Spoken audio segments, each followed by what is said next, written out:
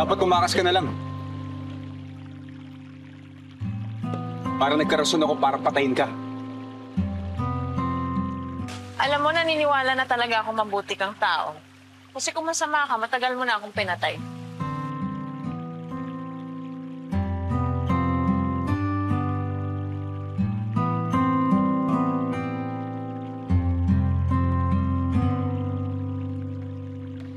Kung sabi mo hindi ka natatakot sa akin. Nung bigyan kita ng rason para katakutan ako. Gusto na?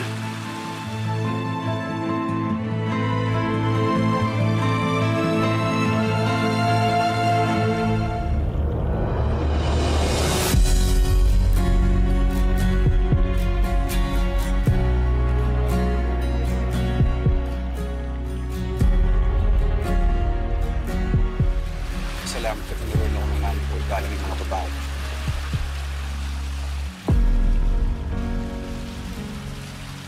Alam mo, alam ko rin yung pakiramdam na mawala ng isang ina. I lost my mother too. But the way na nawalan ka ng isang ina is beyond my understanding. At saka ano bang karapatan ko para sabihin na huwag ka maghiganti? Kung ako nasa sitwasyon mo, baka yun din ang ginawa ko.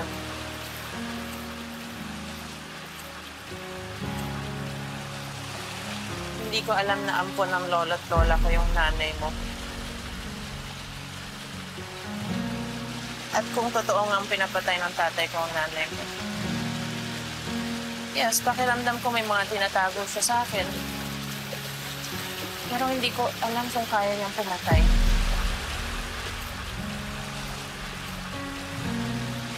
Hayaan mo ang hustisyang humusga sa kanya. At magparusa sa kanya. Alam mo, huwag mo ilagay yung batas sa kamay mo. Walang may dudulot na mabuti para sa'yo. Para sa lahat.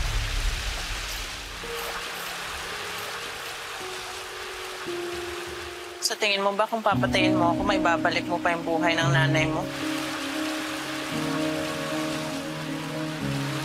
Tunayan mo sa akin na karapat-dapat kitang buhayin.